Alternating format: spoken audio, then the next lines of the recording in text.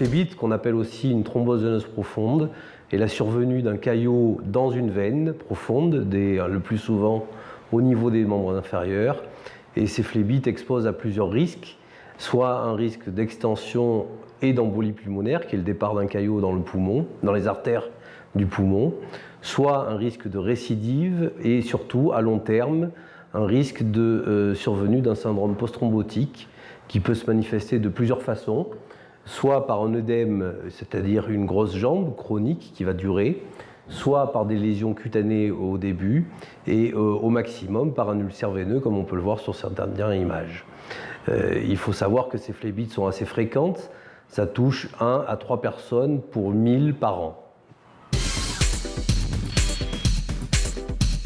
La prise en charge d'une phlébite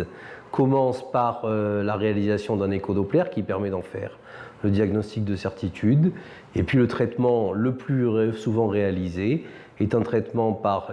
des bas varices, des bas de contention veineuse et un traitement anticoagulant, la plupart du temps au début, soit par comprimé, soit par injection.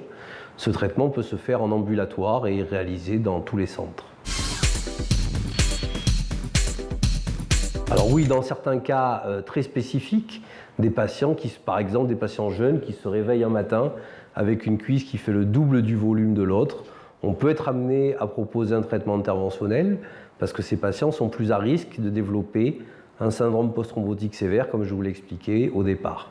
Ce traitement est un traitement qui va consister à introduire dans la veine un système qui va permettre d'injecter un produit qui va permettre de faire fondre le caillot et de le réaspirer de façon à ce qu'il n'y ait pas d'embolie pulmonaire dans le même temps. C'est un traitement dont la mise en œuvre est relativement simple pour le patient, c'est-à-dire que ça se fait en percutané, il n'y a pas d'incision, il n'y a pas d'ouverture, c'est juste une piqûre derrière le genou au niveau de la cuisse et ça dure 2-3 heures sous anesthésie locale. Le patient peut se lever et marcher dès la fin de l'intervention et peut sortir le lendemain ou le surlendemain.